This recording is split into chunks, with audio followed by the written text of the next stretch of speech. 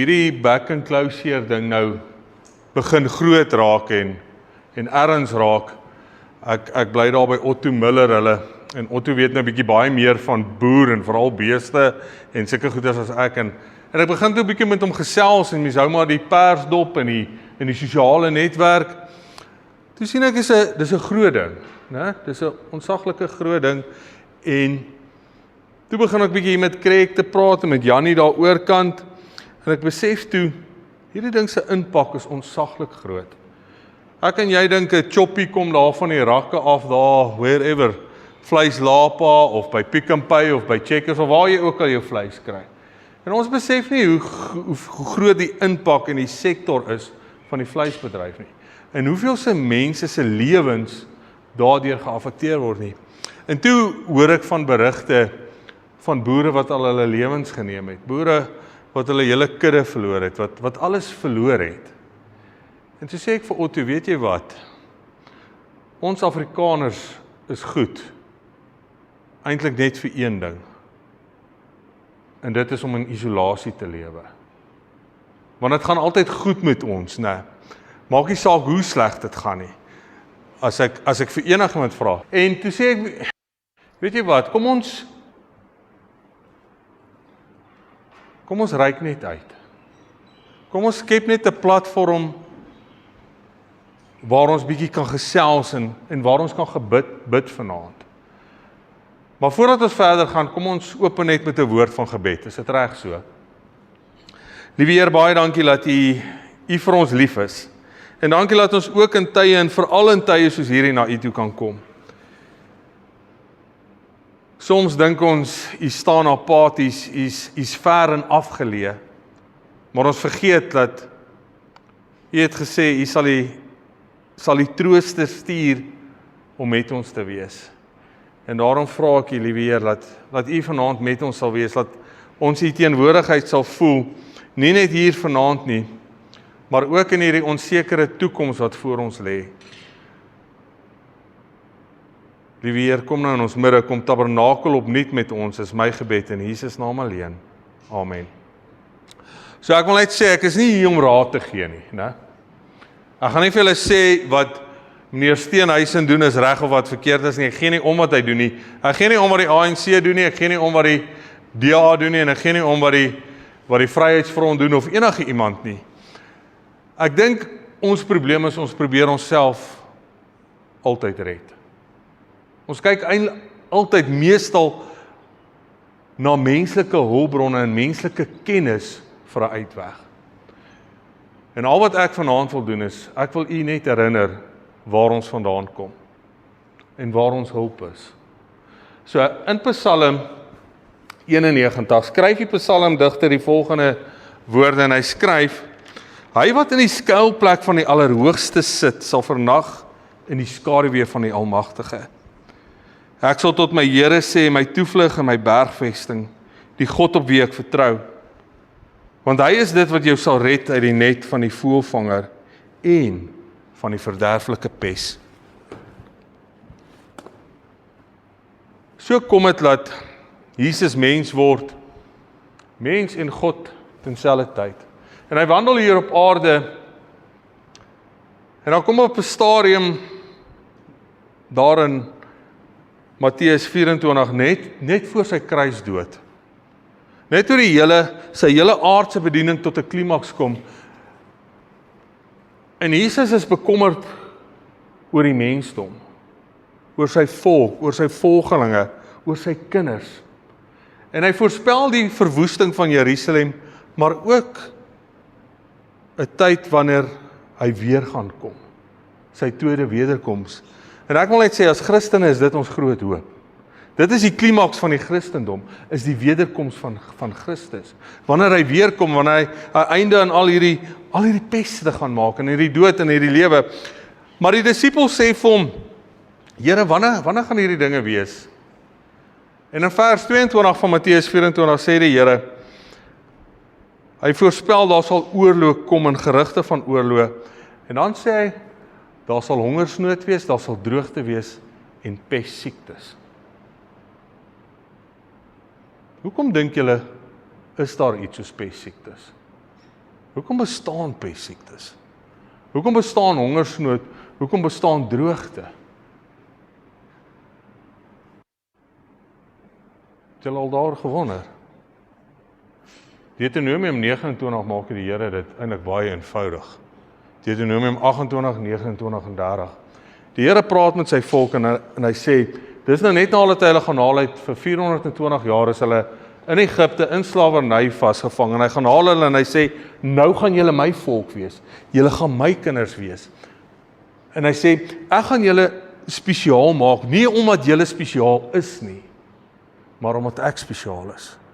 En sodat al die ander nasies van die wêreld kan sien wie julle God is. So die Here sê, daar's 'n seën van die verbond en as julle volgens inskrifte en alles wat ek het, as julle volgens hierdie inskrifte handel, sal daar 'n seën op julle lê. Maar as julle dit nie doen nie, daar 'n vloek kom. En dan beskryf die Here die vloek van die verbond. En julle sal my nie glo wat is daar binne nie. Pessiektes. Pessiektes.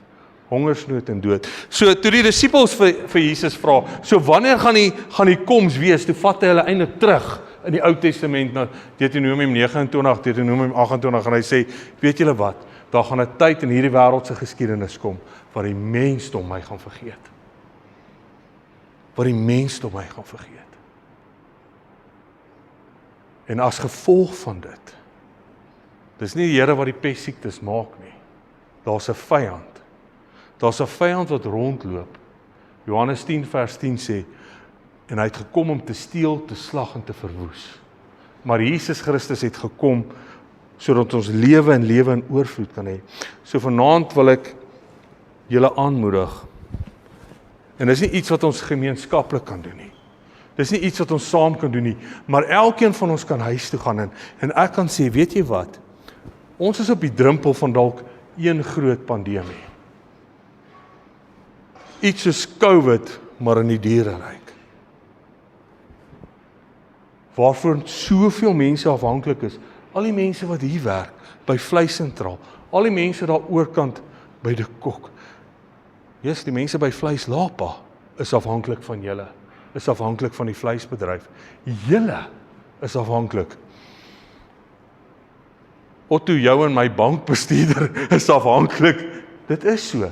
Die ou by wie ons bakkie koop, by wie ons bakkie diens, is afhanklik in 'n landbousektor van die ou se vleisprys. Nou vra ek myself, hoe doen ons dit? Ek gee nie om wat meneer Steenhuisen sê nie. Ek gee om wat my God sê. Ek weet nie of die inentings gaan werk nie, ek weet nie of die moeite werd is nie, ek weet nie of dit 'n agenda is nie, ek weet nie. Maar die Here het 'n belofte gemaak. Wie van julle dink ons kan die Here se beloftes op staat maak? Ek wil net die hande sê. Wie is oortuig daarvan dat ons op die Here se belofte kan staat maak? Dan wil ek vir julle sê, die Here sê in Deuteronomium 30, daar kom 'n herstel van die verbond. Laat ek dit net gou kry. Anders te sê hulle, hierdie ou praat net, maar hy lees niks. Né? En as al hierdie dinge oor jou kom, die seën en die vloek wat ek jou voorgehou het. En jy het dit ter harte geneem onder al die nasies waarin die Here jou God jou verdryf het. En jou tot die Here jou God bekeer. En as sy stem luister, net soos ek jou vandag beveel, jy en jou kinders met jou hele hart en met jou hele siel, dan sal die Here jou God jou lot verander en hom oor jou ontferm. En dit is baie interessant as ons in die Ou Testament lees en dit sê, die Here jou God. Is dit nie 'n herhaling van 'n woord nie. Dis 'n omskrywing van die Godheid. Die woord Here beteken Jahwe. En Jahwe is daardie God van die verbond. Dit was Jahwe wat Moses by die brandende bos gekry het. Dit was Jahwe wat ons op die brandende bos op Golgotha gesien hang het. Elohim is die Godheid.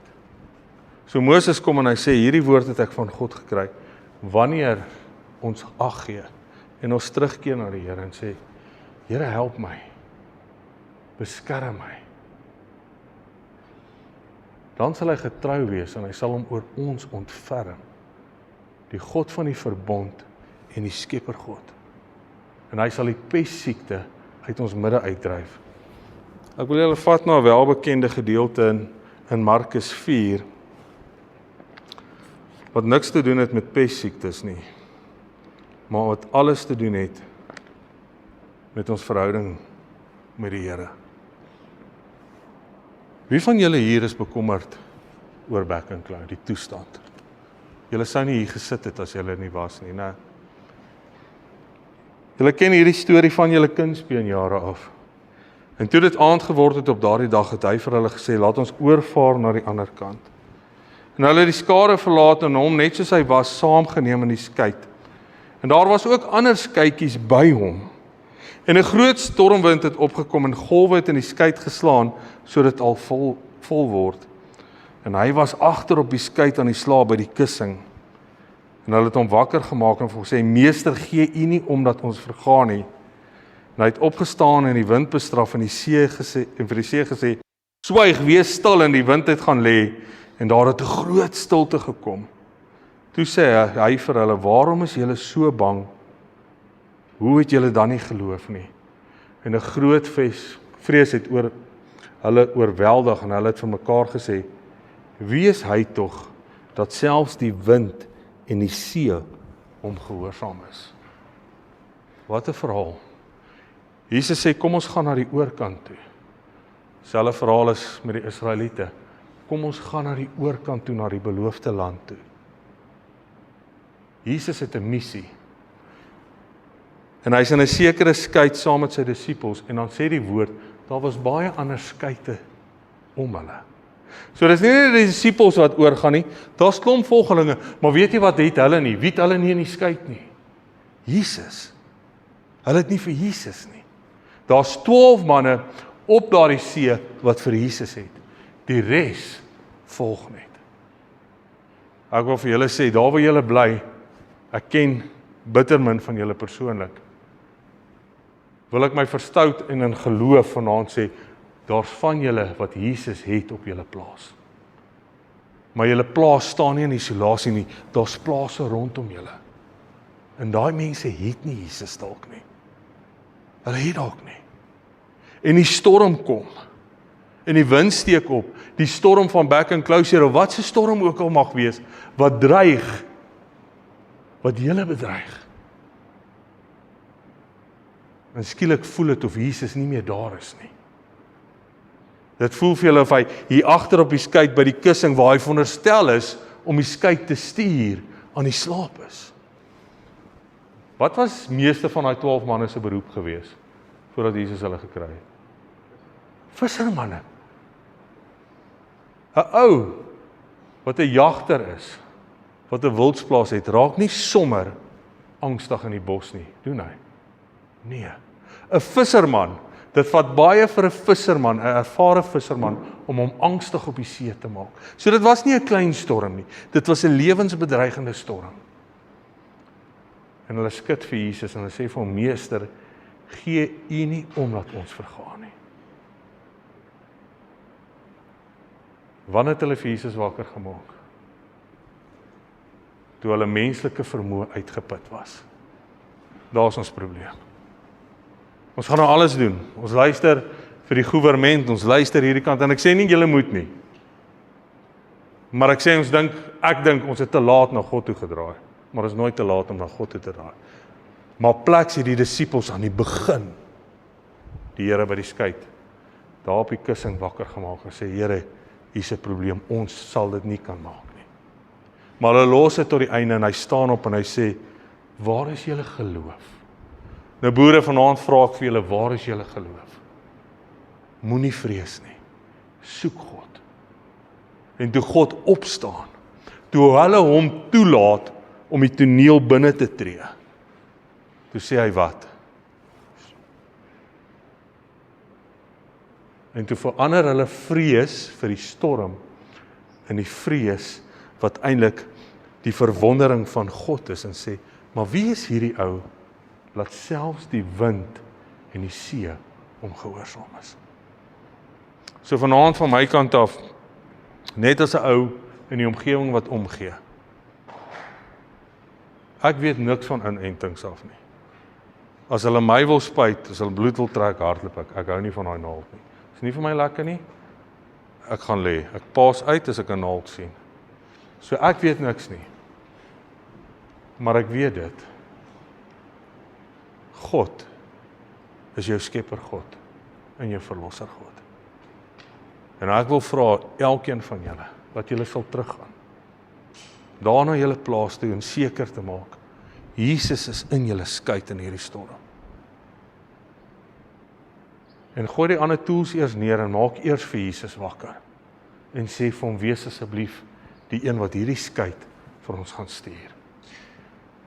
Nie sodat julle julleself sal verraai nie, maar sodat die ander skuite wat om julle is, wat nie Jesus het nie, sy lig sal sien en sy redding sal sien.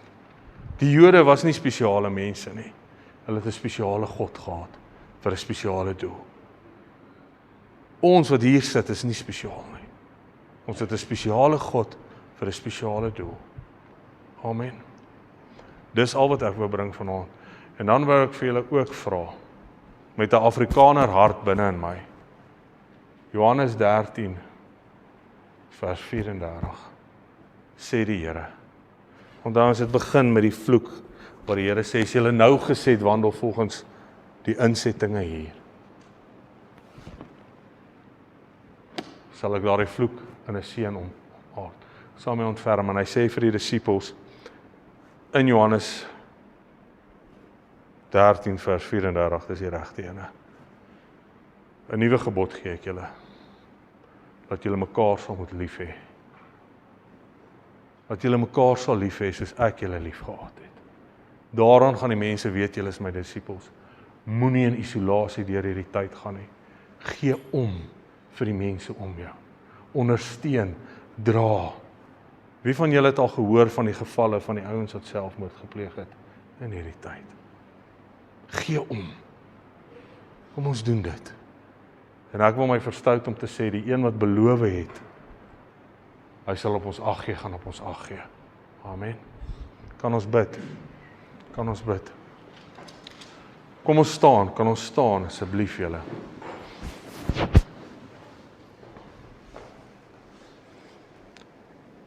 Liewe Jesus, baie dankie vir die liefde en die genade. Liewe Heer, en tans het die boere in hierdie land beide nodig. Hulle het die liefde en die genade nodig, want hulle gaan deur 'n tyd van onsekerheid. Daar is soveel mense wat 'n leeftyd, wat vir generasies al gebou het aan iets en 'n nalatenskap wil los, wat alles verloor het. Daar is soveel mense wat voel, wanneer is dit hulle beurt? Wanneer gaan dit oor hulle pad kom? Liewe Heer, maar ons weet daar's net een entiteit in hierdie hele heelal wat 'n einde hieraan kan maak. En dis U. U wat alles geskaap het. U wat die begin en die einde in die palms van die hand hou. En ons weet hierdie is dinge wat moet kom net voordat U kom. Maar ons weet hierdie dinge gaan ook gebeur, dat daar, wanneer hierdie dinge gebeur, daar oral klein liggies gaan oppop, wat sê, weet julle wat, ons het hoop. Kom ons gee net julle hoop. En ons hoop is nie dat die pandemie sal weggaan nie. Ons groot hoop is dat U sal terugkom, liewe Heer. En dis die klimaks van ons geloof, maar totdat ons daar kom, vra ons U, liewe Heer, in hierdie pandemie, dat U ons sal beskerm, dat U engele sal stuur, dat U die Heilige Gees sal stuur, en dat U 'n laar om ons sal trek, om hierdie manne se boerdery, maar Vader, laat hulle nie daardeur verheerlik kan word nie, maar laat U daardeur verheerlik kan word. Dat die ander skuite wat rondom hulle staan kan sê, maar hoe is dit? In hierdie tyd dat julle eerstens daardie vrede in julle hart het, daardie kalmte, maar laat julle ook beskerm is. En daarom vra ons, Heer, beskerm ons, sodat ons nie beeste red, en kuddes red, en skape nie, maar sodat ons mense red, vir die koninkryk. Ek dra elke gesin hier op, en ek vra U, laat U hulle sal beskerm, nie net van die pestsiekte nie, maar ook van die bose geeste. Liewe Heer, ek vra, dat almal van ons wat hier is, sal innerlik sal soek in hierdie tyd en sal sê, Here, wat moet ek doen? Laat ek in die seën kan wees. Laat ek onder die beskermde vaandel kan wandel. Ek vra U, gee vir ons reisende genade terug huis toe. Help ons om 'n lig te wees en 'n hoop te wees. Is ons gebed in Jesus naam alleen. Amen.